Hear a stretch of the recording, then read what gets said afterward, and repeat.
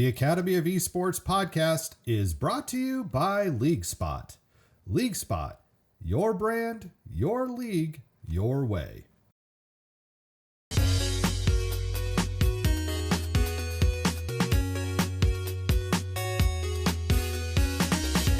Welcome to the Academy of Esports with James O'Hagan. He's on fire. Boom shakalaka.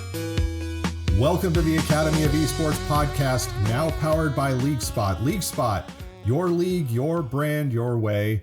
I am James O'Hagan. I am the host of the Academy of Esports, but also, and I feel it is important to note that I am also the Vice President of Education and Innovation for LeagueSpot. There seems to be going around in the community now, it's important to say where we're coming from and what we're doing, which makes sense, that we share, that this LeagueSpot powered broadcast. I also work for the company.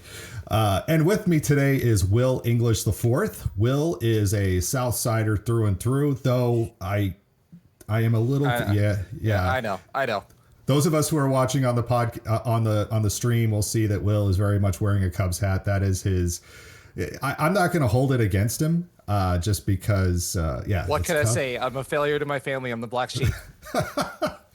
Well, Will, I really appreciate you taking the time to be here today. Will English IV, not just involved as your day job is software engineer, but you also now are stepping out into the world of organization around fighting game community events. You've been doing this, I think, during the pandemic, but I think what's also important to note, and we'll get into this a little bit here later on and as we get going, but Will is also has a background that I think high school teachers, educators will respond to, especially when it comes to multimedia and event production, that may have brought Will to this point of where he is right now. But before we get all into that, Will, we like to make sure that we get to know our guests here a little bit. And because you are new to the Academy of Esports, there are 4 questions that I gave you ahead of time to kind of introduce, and we can always kick off with these. So kickoff question number 1, Will. What is a game, and it doesn't have to be a video game, that stands out as having been important to you at some point in your life? Why was that experience meaningful? So going all the way back, it was learning to play Quake. Like I remember getting Quake and not just kind of like walking around playing. Like when Doom came out, right? Like I didn't have a powerful enough PC to play on it, but like playing Quake was like, yeah, you got through the main missions and stuff like that, but then like playing online. And so then like you had to have a buddy with the ISDN line, so you had to have 2 phone lines going into the house and learning how to play. But that's what I was like playing with my friends. We had a LAN in the basement. We were trying to learn how to play the game, and then like playing online was a completely different experience. But just like from there, it was like, man, I would love to play this more. And then as those games started to evolve and getting into bigger spaces, I grew up grinding in the arcades, and there's also like a point in time where like the arcade experience was just as on par as playing at home. But like for me, that game was like, I could play competitively. I could play online. I tried to play other online games. Went into college and I played it competitively. And then Counter-Strike came out. And so like that was just kind of like the start of the genesis for me of like, man, this is this new world. And so meeting these new people and then like chatting online. This is before all the tools and all the social media tools. This was our social media. This was our like a little community of gamers to play with. But you had to play the game in order to be part of that community. There wasn't really a lot of communication outside of it. But like it started to evolve over time. So that was kind of like the genesis of it, if I want to call it, of me being a competitive player. Well, and you were in high school from 94 to 98, and I assume this is when you started playing Quake was in high school. Is that correct? Yeah. Yes, that was correct.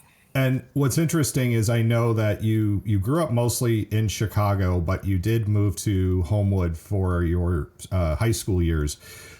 I always found, because I spent a lot of time in Homewood-Flossmoor area, especially at that time, it's amazing how in that community there was much, as you said, you had to have an ISDN line, you had to have interconnectivity. There were a lot of places, especially in the city of Chicago, that even to this day are still lacking some of these communications. So it's almost like the proximity of where you were and the access to what you had available to you helped to also, not just Quake itself, but the fact that you lived in a community where you could get an ISDN line brought in kind of has you where you are today.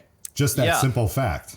Yeah, I feel for folks that don't have access to like and we were talking about broadband access. That's just dial-up access. That was just AOL sending a CD in the mail and taking over your phone line, which everybody had. But now broadband is the bigger concern these days. But yeah, you're absolutely right. Like I remember getting my first internet connection, and I'm just like, whoa, like I like just that statement alone, just thinking about how lucky I was to have access to that and access to the larger infrastructure as well. But I mean, it still pales in comparison to the problems we're facing with today. But like access is definitely important. Just at the beginning. I mean, computers are powerful enough now where you can buy a $100 PC and still be effective and get online. You can even go to a library, but that access to broadband, access to that larger network and bigger resources is going to be key going forward for the future. And here's the second question. Maybe it's totally eccentric or maybe it's quite traditional, but what is your superpower? What is that thing that you do better than most people, or what do you wish you could do? So the biggest thing for me is I have ADHD, and I'm going to talk about this later in mental health, but just like it's one of those things I never really embraced. Like being a kid, like and having that, like there wasn't really a lot of focus in Black communities. It was just meant that like it was a different kind of disease. Like it wasn't like something that like I would never identify with, but with that comes the superpower of hyper focus. And so I tend to be in like very complicated, very like, large structured situations. And I get to break it down into like smaller systems. And it makes sense to me. I can't explain to people in the moment. So like, I remember working on a broadcast and having like 3 different screens, 17 different cameras, this huge thing of buttons. And for someone looking at that on the outside is very overwhelming. But for me, it was very calming. I'm sitting there like, okay, I know which buttons to press. I know my workflow, but it's all in my head. But if you ask me to explain that moment later on, it's like, huh? Well, I don't even remember. I just moved, man. I just executed. And so people see me on one side or the other. They either see me like kind of like doubting my abilities and not really being engaged. And so like I'm like hyper focused, engaged, and I'm just going on autopilot at that point. And so like it's something that's been remarked to me multiple times. But just like if I had to explain it to someone, I really can't. It's just I get into these situations and I do, and I want to like I'm living on that edge of like getting through and otherwise it's catastrophic, but that's okay. Listen, I learned, and I just embrace that about my personality. I don't shy away from it much anymore. Well, there's no reason to. I at least I see that there's no reason to shy away from it. So yeah, let's just embrace all of it. Yeah.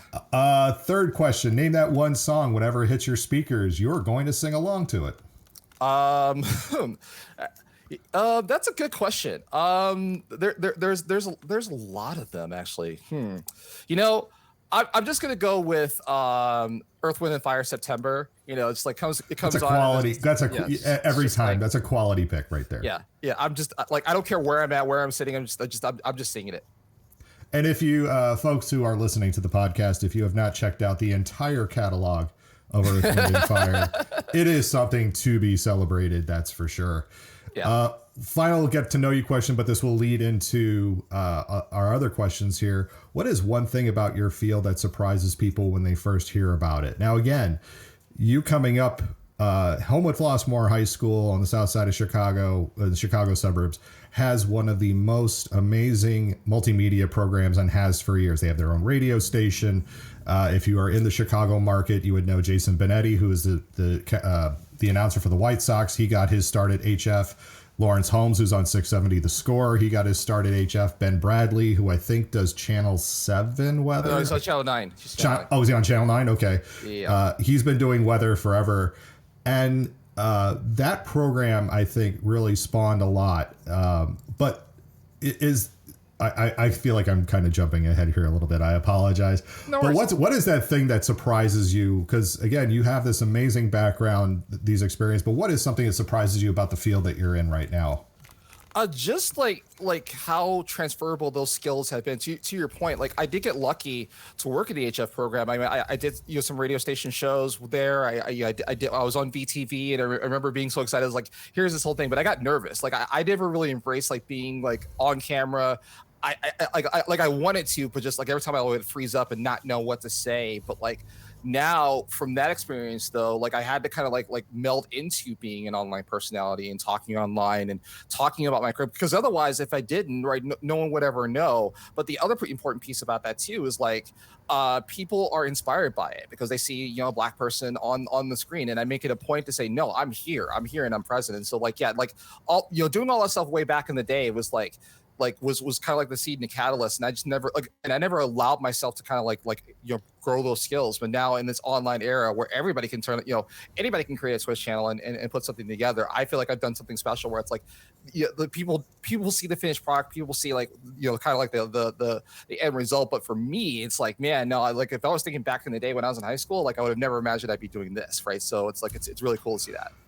You and me both. Of course, I'm much older than. Well, no. Let's see. I'm only a little older than you. I graduated high school in '93, but I agree.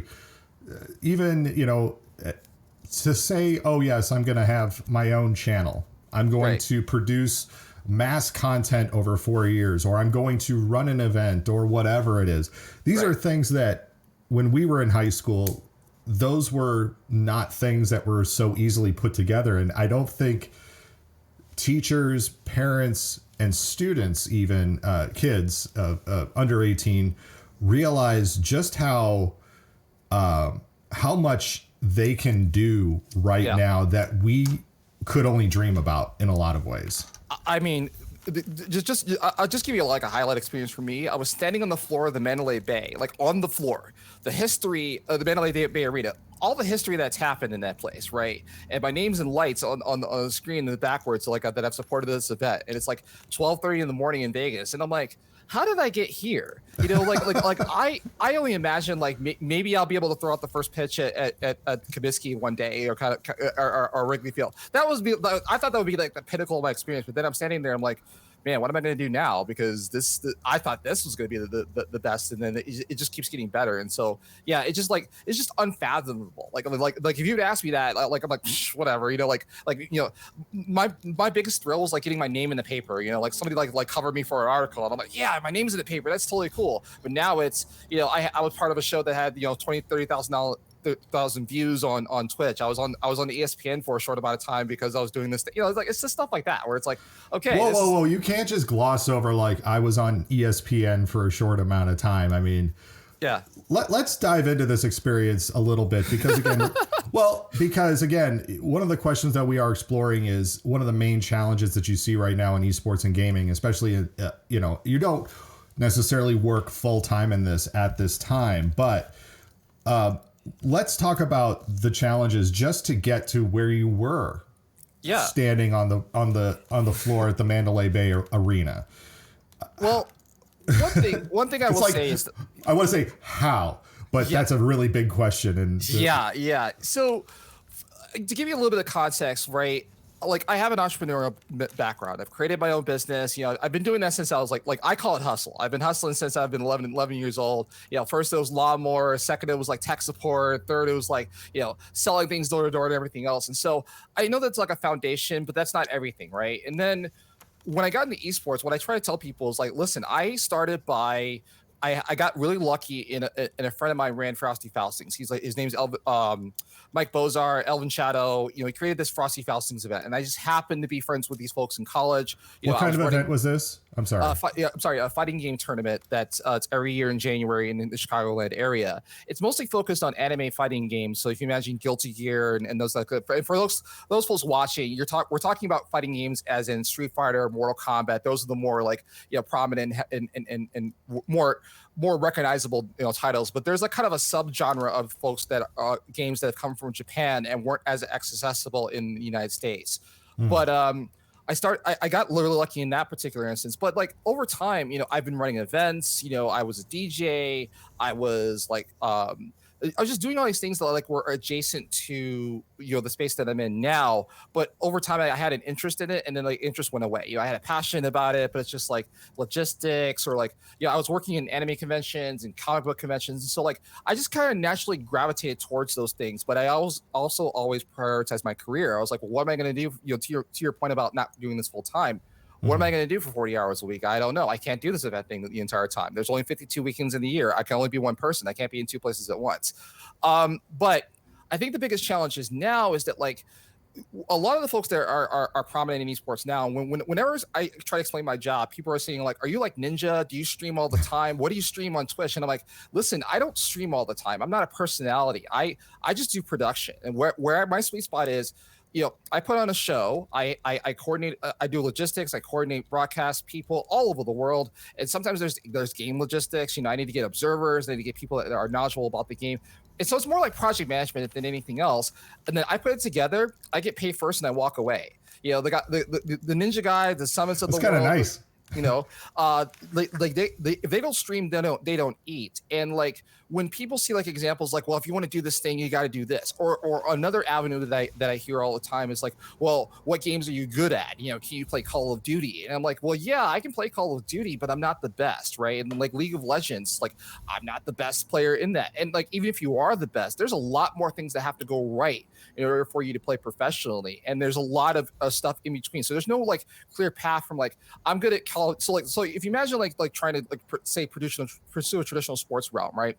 Basketball, you're going to know in high school whether you're good enough to play the pros, and even then, there's a long grind to get there, right? And then, Hoop Dreams, that movie that came out, right? Like it's talking about the odds and the odds and the luck of getting into that space, right? But there's some paths like maybe be a semi-pro or get college scholarship, which is good, right? Like it gives you some opportunity. But as far as like playing the NBA, yeah, that window is smaller. It's getting to be lottery odds. Same problem in esports right now. If I'm good at League of Legends, what do I tell my parents? Hey, I want to play League for professionally, like because I'm 16 years old and I'm good at the game. But what does that mean? What is that path? How much do I get paid? What does my career path look like? Do I become just a content creator, as some may say? Do I become an influencer? What is all that? Because there's just a lot of stuff in between. There's a lot of exploitation. There's a lot of bad words and stories about people being exploited for their skills and being vulnerable. And if you don't have that support or family structure, you may not even have a chance to even do that. And so like I think the biggest challenge is just kind of solidifying what that career path looks like. And then for me,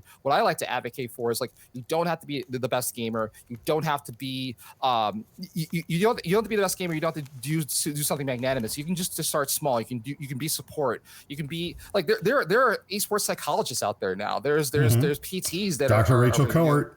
We've had her on a few times. Yeah, and so like it's there's so many other paths and careers that I wish could be more highlighted. But the glitz and the glamour, the fame, is part of like, well, I want to have the best channel on Twitch, and then and even that window is starting to shorten and close, right? As far as like personalities and influences and everything else. And so like, I'm lucky to be where I'm at, but like I've had to work very hard to get there. And again, people are seeing the finished product. They don't know the over a decade that I've had to build this from not only from my own skill set, but from clients learning and failing, like doing things and failing fast and learning from that. But like I feel lucky in some aspects, but in other aspects, I just feel like I've just had an opportunity to learn and grow and fail silently and also fail publicly as well. Well, and here's an important. This is a question I hope is it doesn't surprise you, but. Right. It's no secret that the gaming community, by and large, publicly at least as it is seen, is male, but predominantly white or Asian. As a black man growing up in this industry and developing your brand, if you will, and your spot, how is it fair to say there was struggle just in being the black man? I'm sure, maybe a lot of times you were the only one in the room. Where did you find your, I don't want to say voice, but your inspiration or that person that you looked to say, because even as you were talking about the pathway, right, you brought up basketball. And a lot of times from my own work with a lot of black children, the messaging is either music or sports. Right. Okay. As the way out, if you will. Right. How did you, I guess, find your way to carve your path, a very different path to your success in this industry? Well, the real biggest thing for me was that like I just didn't want to accept the fact that black people couldn't do this. Like I really didn't want to accept that. It's like if I listen to everyone that it's taught, and I've been told this on numerous occasions, and it's very obvious, right? It's just like especially on the production side, like the higher you get in there, yeah, we can be talent, right? But like as far as like running the show or like being that leader, there's a huge barrier to that it's to me it's insidious, right? Because these folks are all trying to protect their own position. And and it's understandable. It's 100% understandable because we would do the same thing. But going back to your earlier point, for me, I started with I just didn't want to accept that I couldn't do this, right? And most of the time when people are like, "Are you the black gamer? You're the black whatever?" I'm like, "Listen, my name is Will. I have an identity, right? Like, so let's start there. I'm doing this because I am interested in it." And for the longest time, I didn't even allow myself for permission to be involved in gaming because I was just like, "Well, I don't, like." Black people can't do this. I can be a black gamer or whatever. But then when I started like just from that premise of like, no, I can do this, and this is something that I'm interested in, then I started allowing myself to be involved and to indulge and to even be a fan, right? Was kind of the start.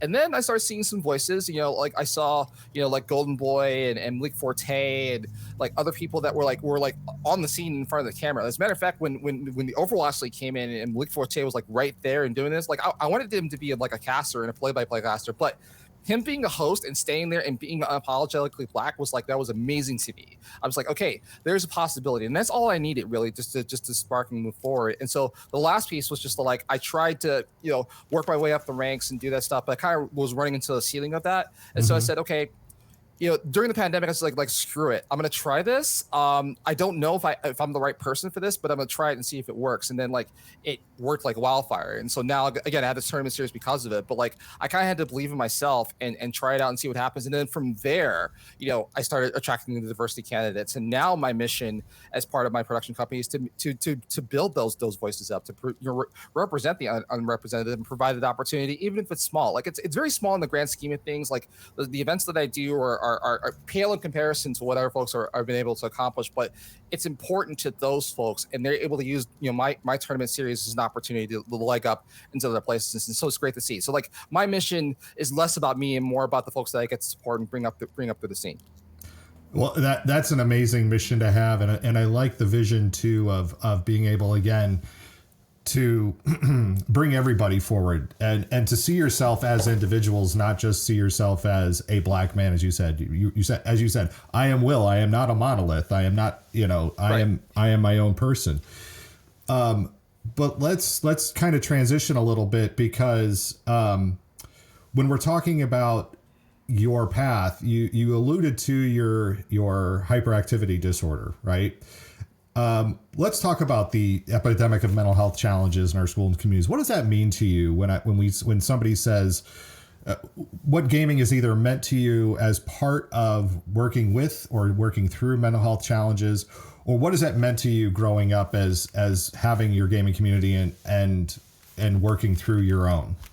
Well, so when I talk about ADHD, I never really embraced that as a kid. Like I had trouble focusing in high school and college, and I had educational difficulties. I wasn't really special needs, but the other fun fact about my life is I have a brother with autism, and autism wasn't a specific mental condition until later on. Like we knew he was having trouble, we just didn't know how to help him. But now it's squarely in the realm of autism, so we can talk about that in another podcast. But the idea is that I didn't think that I had that problem. I just had difficulty focusing in class sometimes, and sometimes I would be disengaged.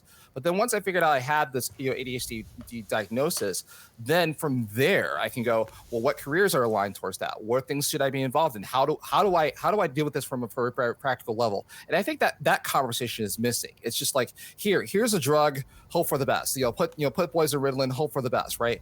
Like in the Black community, like admitting that you have a mental health issue is like, what are you talking? And like no one wants to talk about that. That to me is the biggest disservice of the community. Is like, listen, we're all human. These are things that affect all of us, and ADHD is more prominent, right? So just like starting from there, saying, ignore the racial and family of origin component of it. Let's just talk about the disease itself and how we prepare our kids for the future and kind of so like. Going down to the gaming aspect of it, that's one thing that gaming gives you an opportunity to focus on. It's a skill, it's repetitive, you can play, and like if you can hyper focus on that and get that motivation, that can lead into other skills like teamwork, communication, collaboration, all these things that people will talk about. Like you see like corporate pamphlets, is like people like, is he a team player, and X, Y, and Z, and like, yeah, like can you imagine like building a community of gamers, and like having to meet your friends, having to practice on time, having to get better at the game objectively. They're not people just like playing around and just like throwing slurs at each other and things like that. Just like sometimes there's, at least most of the teams and players that I worked with or back in the day, or my friends, we want wanted to get better at the game. That's why we practice and play it together. And playing at a larger scale and more performance, like that's the thing that's a motivating factor. And I think instead of like thinking of this game as just a distraction or just do your homework, don't play your games, whatever. I'm like, yeah, play your games, but it would be the same thing if everybody was playing basketball after school. Like to me, gaming for me was like just as prominent as a social activity as playing pick up basketball on the court at home, or like being involved in team sports in high school. So like, and I think that conversation is starting to happen now, which is amazing, because if you structure it like sports, if you put some structure around it, that helps the ADHD, it helps with that teamwork stuff like that. It happens to be a video game. Yes, it's a lot more than just high school, and we're going to talk about exposure and personality and everything else. But like outside of it, it's a great vehicle to address all of these things. And it's starting to be. I think that conversation is starting to happen these days. Well, and you did bring up your brother, and let's touch on that for just a second. Not speaking for your brother, but from your own observations, what have you seen? Have you seen gaming has meant for him, or for the connection between the two of you? Even maybe that's better focus for the question. Oh man, I got a really good story for this. And so, as a kid, let's do it. We got a Sega Genesis as a kid, right? And like this was embracing my. And by the way, my family made it very clear that he was my brother. He wasn't special. He wasn't somebody. He wasn't other or anything else. He was my brother, and we treated him as such. He just couldn't understand. And so my dad really instilled in me about patience. He's a very patient person that has been transferred to me as well. So we got our Genesis, and we got like Sonic, and we wanted to play Sonic and beat Sonic, right? So like we're playing and trying to beat Sonic or whatever. And then my brother wanted to play. He didn't have the words, he didn't have the verbal, but he got visibly upset when he couldn't play. And most of the time he would just sit there and he would just press right, and the character would go to the other side and fall off on the pit, and he just kept doing it. And we're like, come on, like learn how to play, or this is the way to jump. But we had to learn that communication pattern. So it got to the point where he was able at a certain point, after like I'd say 2 or 3 months of like playing on the Genesis, and we're like, we can't play because my brother is playing, kind of deal, and having to learn how to share. But he was able to get past that first level, and like you could see it light up in his eyes when he's like can figure out. And so it meant something to them. It meant something to him as an accomplishment, even though it was nonverbal. And again, he wouldn't be able to explain it to you, but he would get a lot of joy from doing so. And so like it was just one of those things I remember was just a breakthrough. It was just like he on his own figured it out, like I don't know what I couldn't tell you what, as a study I couldn't replicate it, but for me, I remember him like passing that first level. It's like, yeah, cool, awesome. And then he lost interest in that. Well, and what's amazing about what you're talking about too is, again, a lot of my work has been with students of different abilities, neurodivergent students. It's finding that thing that they are intrinsically motivated to do. And because a lot of times there's a lot of, you can't do this. I think that's the messaging that a lot of people with disabilities, neurodivergence here, you can't do this. Or the biggest pushback I would get from kids I would work with a lot of times was using assistive technology. They didn't want to use assistive technology. They just wanted to be able to write or type or, speak or whatever. And what I'm hearing you say is that your brother, while non-communicative, wanted to not just play and beat this game, but wanted to feel like normal. Like, as you said, just that's your brother. He's not my autistic brother. He is my brother. Right, exactly. And so like to me, that was like, it was one of those things like, I'm sure in the moment I was so annoyed, and I remember that, and I remember just like getting in trouble for it, but like ultimately it's one of those things that I learned to accept. So you bringing that up for me, I'm just like, yeah, no, I totally remember that. And like even to your point about the conversation, having assistive technology, the number of blind players, number of players that are missing a limb or missing some digits and they're able to play and contribute, it's amazing story to see also. So I mean, like it's getting there. Like it took a long time to have that conversation, but it's getting there. And for my brother, like whatever he puts his mind to, I'm sure that he can accomplish it. I think that's one of the big promises of Scholastic Gaming, because if your brother was really interested in tackle football, let's say, there's very little opportunity that he would step onto a high school field and play tackle football. But again, this is creating authentic gaming and play experiences that resonate and create hopefully new neural pathways for your brother and for you. And as you said, you're learning empathy along the way. Yes. You're learning patience along the way. Those are the soft skills I think that a lot of people, when they talk about gaming and esports, they don't realize that there are those secondary traits that maybe you don't necessarily see it right away because it's not a direct impact on you, but it's a direct impact on everybody else, I think. Yeah, for sure. But as we're moving on, what is a commonly held, but I think we've talked a lot about finding a game community, your business, building events. But what is a commonly held but inaccurate belief about video games in the general public that you disagree with?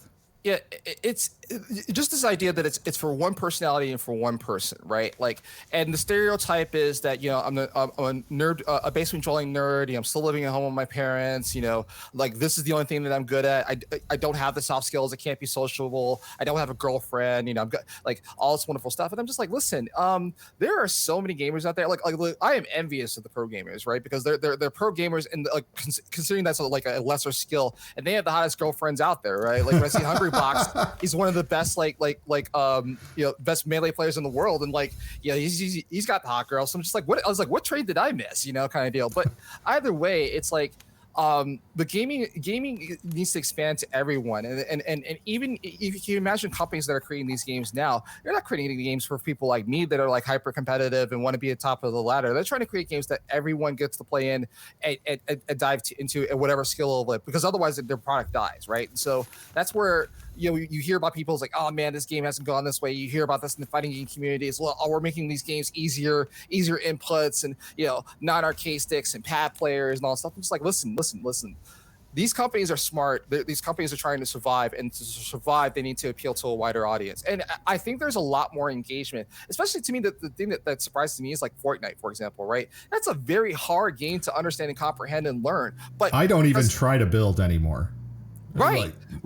But can you imagine the 13-year-olds that are so like they want the skins, they want the dances, and they're probably losing in the first 5 minutes of every game, but they are engaged. They're engaged with the community. They're engaged with the social media stuff like that. And so God bless, to be honest with you. But it's one of those things to you pay attention, people. Like this is happening now. The other side of this too is, I do think, for example, like some of the loot box stuff, right, is exploiting that reward center, and I do object to some of those. Like, listen, focus more on the game and the community and less about that. But that is the model, unfortunately, for some of these games to work. So like Fortnite, League of Legends, you're buying little trinkets, little microtransactions and stuff like that. Yeah, targeting that towards children, that's a problem, right? But if you can control those impulses, and if you can say like, hey, listen, you can't buy a new skin every time it comes out. We can't afford it. And learning to manage your money and impulses and everything else, that could be transferred out. But like outside of that, it just, I got tired of it, especially earlier on in my life, right? It's just like, you're going to esports events, you must be one of those people. I'm like, listen,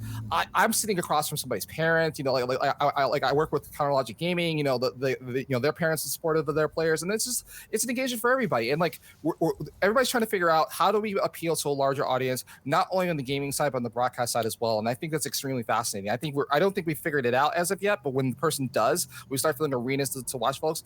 I know I'm going to enjoy it, because I was at the World Championship for League of Legends. Like, I was screaming my ears off, right? And I can imagine someone looking on the outside going like, why is everybody here? What is so exciting about this? What's going on, right? And that's where it starts. But just I think it's just the biggest thing is that there's this, that in the past, there's just this very negative perception, personality, attachment to it. And also too, the biggest problem is when something bad does happen, first thing they want to say is well, you're playing violent video games and you're killing people online. And so what does that mean as a larger context and conversation? And still hasn't been resolved, and it hasn't popped up as of recent, but because there is more diversity in gaming out there and places to play. But I want to get away from the stereotype that it's only one person, it's only one type.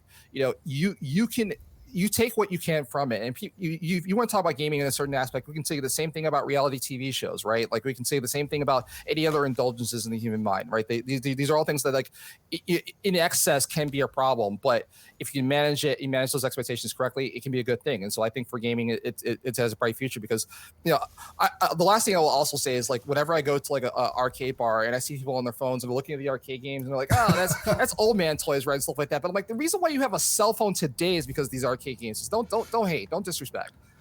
Well, and again, let's go back to, especially about the fighting game community aspect. You did bring up Fortnite, and you said, boy, this game is so complicated.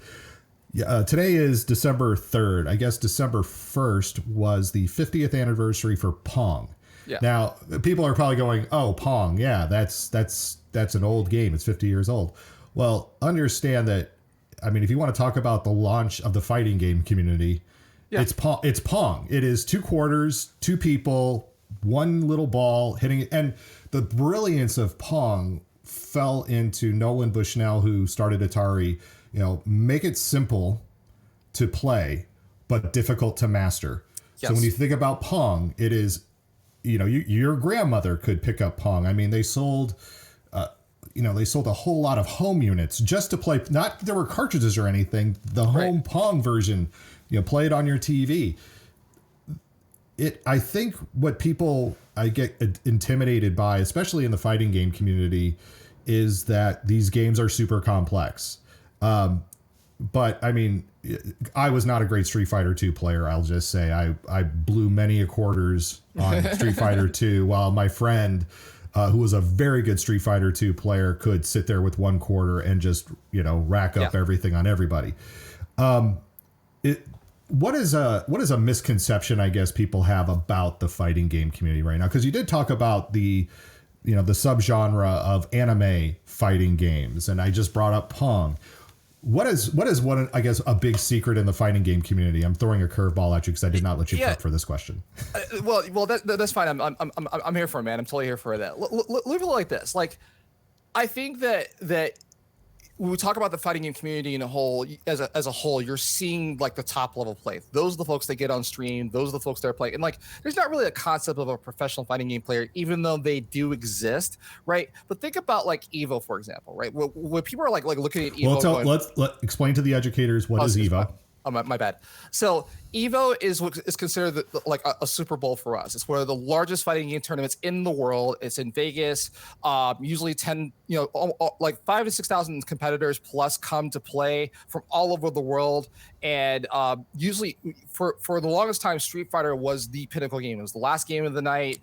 Legends have been made on the broadcast, the whole 9 yards. But as of recent, has not been the final game. It's been more Tekken than anything else. Tekken's another fighting game that's come out of Japan. It's a little bit different culture, but the idea is that like most people were being measured by how they did at Evo effectively, right? They could play well everywhere else in the world, right? But if they go to Evo and they don't make it to like top 8, well, they're obviously not that good of a player. And you have to consider now that like if I enter a bracket, let's say for Street Fighter, like when Street Fighter 5 came out, I believe there are 5,000 players in that bracket. And it's a double elimination bracket. And for those uneducated, if you're playing in a single elimination bracket, you have like 8. Let's say you have eight teams of players. They play against each other at a certain rank. It's like March Madness. You're one and done, right? Like one and done. Once, you're out of the tournament. And can you imagine the drama behind that? And now expand that to 5,000 players, individual players, and skill sets. And if you lose twice, you're out. So if you start getting into like the larger echelons, you get the top 8 or top 32, 32 players remaining. You have to be almost lottery odds now to get that far and get that far ahead. And also, considering the complexity of the game, one bad character matchup, there's debates in the community is like which character is better than the other. If we were to run this simulation like 3 times with similar skill and ability, is this a like 8-2 matchup or 7-3 matchup? When we say 7-3, it's like 7 times out of 10, if I pick this character versus this character, I'm going to win if I know how to master the character. But that doesn't take into account like how well do you play, fatigue, mental health, fitness, all these things are going to be happening in the moment. There could be somebody with a balloon popping behind you and it's like, oh my God, I missed this move, and something along those lines. But to get back to your original question, I just want to just say real quickly, I think that like people see the high level play and they get distracted on to not play. But I will point to Mortal Kombat 4 as an example, right? Regardless of how popular other fighting games are, people are like, oh my God, I know how to play Mortal Kombat, because all they want to do is win the round and do the fatality, and that's the result, that's the reward and stuff like that. And so like another realm was the company behind it used to be called Midway Gaming. Mm-hmm. They're good, and then they could play. They could run that game. The Mortal Kombat 11 is the current game out. They could run that for eternity. People will still play it, but like the larger audience will play that game because people have like some level of skill. You talk about like Street Fighter, right? Like if you want to play, right? Some of the old schoolers, we're going to call it that, are like, man, I played in an arcade, and like, so you had to put that quarter up. You have to take a risk. You have to, stand in line. You might lose. You might have to wait like a half an hour to come back and play the game. You got to play on a stick and buttons. Now you have like pads. Now you have other ways of like interacting and playing with the game. And so I would say, like, if you're intimidated, don't be intimidated. Like start with your folks. Start with your community. Like play the games that you want to play. Like there are some people that like they're not good at Street Fighter, but they're good at Guilty Gear. They're not good at Guilty Gear, but they're good at Samurai Showdown, which is like swords and stuff like that, or Soul Calibur, which is like a more weapon-based game. And so like there's just so much diversity out there. When we go to Evo every year, there's not only the 9 games happening on stream, but there's also like a lot of side tournaments for different games. And people come out and play, and they're like various specialists. So I wouldn't measure my skills or abilities based on what I see online. I would measure it by like, hey, how well am I doing against other people? And I would just dive in and play. Just ignore the noise and the debates from these folks, because we're just being nerds about it. We're not like, it's not representative of a larger population. Well, and for every, I think this is an important point too. For every game, there is that leaderboard. Let's talk about arcade games in particular. There is that leaderboard. There's always a high score. I the only one I could think of that was a video game that wouldn't have posted a high score was like a Dragon's Lair, right? Yeah, something right. But even a game like Nibbler, and if you don't know what Nibbler is, go look it up. It's an old arcade game. There's a world record holder somewhere in the world in Nibbler.